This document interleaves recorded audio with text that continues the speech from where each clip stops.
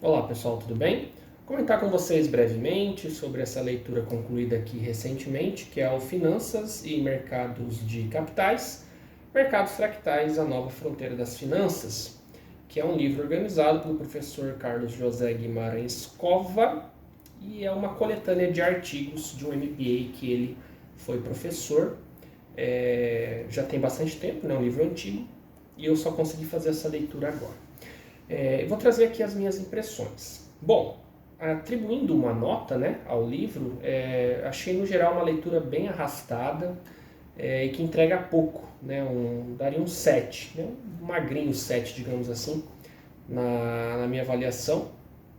E o pano de fundo da discussão aqui é tecer uma crítica aos modelos tradicionais de finanças, né? Então, por exemplo, modelo CAPM, hipótese de mercados eficientes, enfim, essa discussão, né, desses alicerces de finanças que a gente tem. A ideia do livro é tecer críticas a esses modelos, expondo as fragilidades e pretensamente dizendo que, olha, nós temos uma alternativa, que são as finanças fractais. Assim, de certa maneira eu muitas vezes me pergunto, né, me questiono o motivo de alguns professores serem tão críticos, né, em relação a esses modelos tradicionais. E as críticas são sempre as mesmas, né, que os modelos não representam bem eventos extremos, que as suas distribuições de probabilidade não comportam eventos de cauda gorda, que esses modelos assumem a racionalidade do investidor, não lidam bem, né, com a racionalidade do investidor, assumem que ele é racional. Então, as críticas são sempre essas, né? E ok, todo mundo que opera finanças ou que estuda finanças sabe disso, né? Mas eu fico me perguntando qual é a expectativa, o que essas pessoas esperam, o que esses críticos esperam. O modelo, né, a maioria das pessoas sabe, é uma simplificação de uma realidade extremamente complexa, ainda mais em finanças, né? Então, o que você quer? Você quer que um modelo preveja nos mínimos detalhes aquilo que você está modelando, né? Que ele lide bem com eventos de cauda gorda, que ele capte bem a irracionalidade humana, que ele seja uma representação fiel daquilo que está sendo modelado? Ou você está assumindo de fato que é um modelo, que é uma simplificação? Então muitas vezes eu me questiono isso, sabe? O que essas pessoas esperam? E um pouco na leitura dá um pouco a entender isso, sabe? Que, olha, a gente critica, mas ok, mas o que você esperava de modelos, né, que são simplificações? Então, né, fica esse questionamento na leitura. E aqui nesse livro, o que é pior para mim é o seguinte: é que é feita a crítica e é feita a exposição de lacunas, principalmente essas que eu comentei, né? Os autores discutem um pouco mais no detalhe, mas basicamente é isso. Que é válido, eu acho que é válido. Todo mundo que estuda finanças, é importante saber as lacunas e as limitações, né, desses modelos, desses construtos teóricos aí que são utilizados tanto na academia quanto no mercado. Ok, acho válido. Mas não é feita nenhuma proposição, não é apresentada nenhuma alternativa. Os autores dizem aqui que, olha, a gente tem finanças fractais como alternativa, mas só diz isso, não diz como. Né? Como que eu substituo, por exemplo, um modelo que se baseia na média ou na mediana, por alguma alternativa relacionada à matemática dos fractais? Não tem nada disso. Né? Então, é a crítica pela crítica, né, na minha opinião. E acho que isso fragiliza muito a qualidade, assim, né, a profundidade do livro. E aqui também é o seguinte, para quem nunca leu nada ou não tem nenhuma noção do que finanças fractais, matemática fractais, até a teoria do caos, né? Esse livro faz uma apresentação extremamente simples, né, superficial. Então, se você tem zero conhecimento, nunca leu nada, a leitura do livro pode, né, eventualmente, né, fazer com que, digamos, você molhe o pé nesse tipo de conhecimento, mas ele não aprofunda nada. É um livro extremamente superficial, Né, o que é pior, na minha opinião, não traz nenhum aprofundamento matemático, né? A gente sabe que o campo dos fractais é um campo já bem desenvolvido na matemática e o livro não traz nada, absolutamente nada. Então você, pelo título, você às vezes tem a impressão de que vai ter, né, um aprofundamento teórico e prático, né, empírico da parte algébrica, né, dos fractais. Não tem absolutamente nada.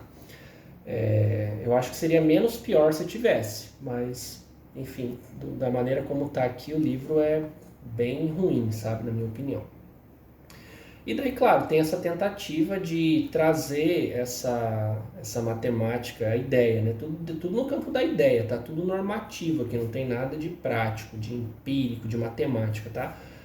Mas a ideia é tentar trazer esse universo dos fractais para as finanças, tá? Porque até de fato existe, né, algum corpo de literatura já em torno disso, mas o livro não traz nada, tá? Bem superficial.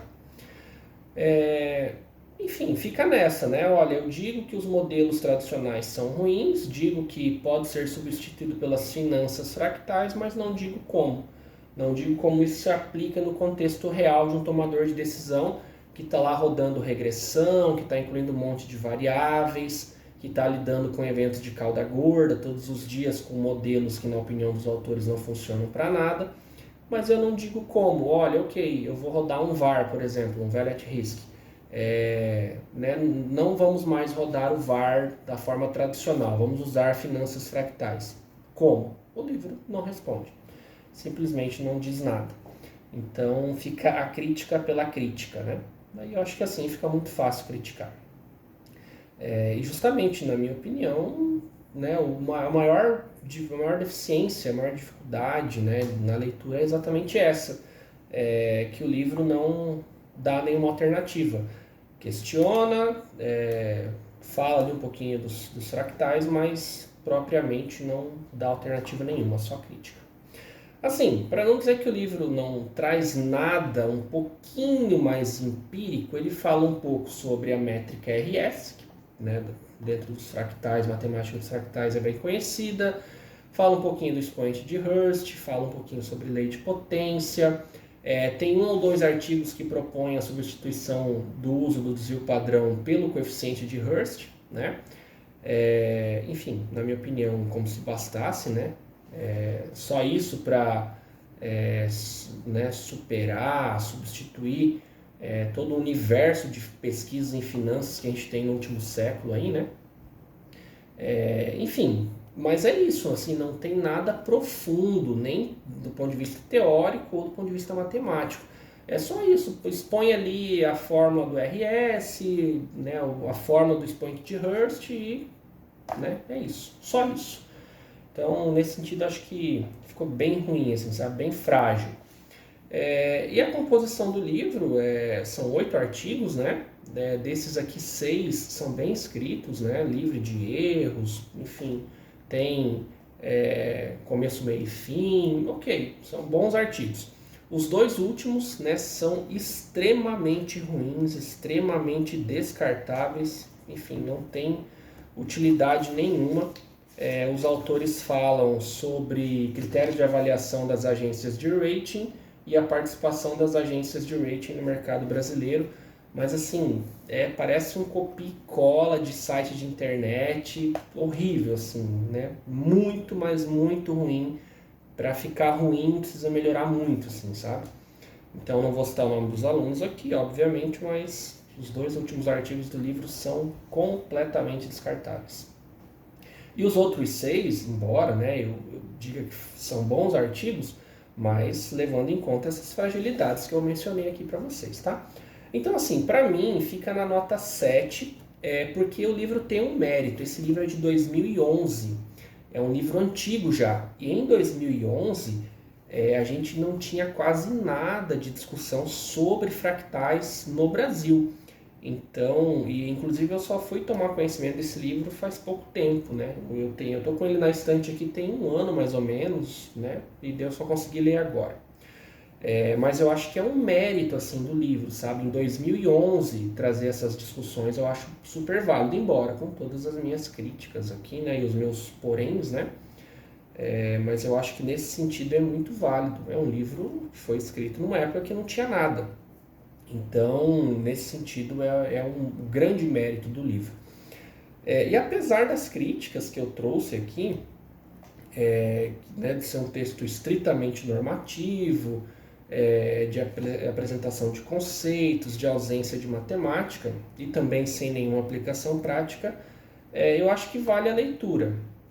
Vale a leitura até para, né, se você é profissional ou acadêmico de finanças, para ter uma visão das críticas, né? Embora isso seja muito comum, né, seja expediente comum, a gente, né, que lida com finanças está acostumado, mas ter essa crítica de uma outra perspectiva, em especial fazendo menção, pelo menos, né, à questão dos fractais. Então acho que é válida a leitura de toda forma aí, apesar de todos os poréns.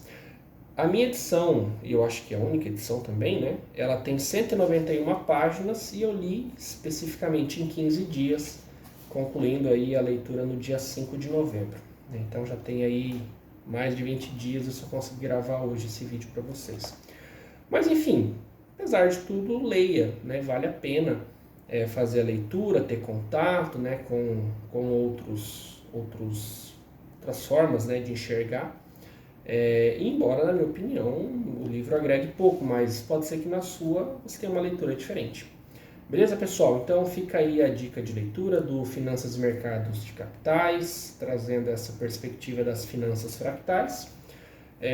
Livro organizado pelo professor Carlos José Guimarães Cova, que, enfim, embora com algumas críticas, apesar de tudo, vale a leitura para quem gosta de finanças, quem trabalha, né, quem opera no mercado financeiro. Perfeito? Então é isso, uma boa leitura. Caso já tenha lido ou, enfim, visto alguma outra coisa sobre fractais na área de finanças, comenta aí. Se inscreva no canal, deixe seus comentários, né? Sempre muito legal conversar com vocês. Beleza, pessoal? Então é isso, boa leitura e até o próximo vídeo. Valeu!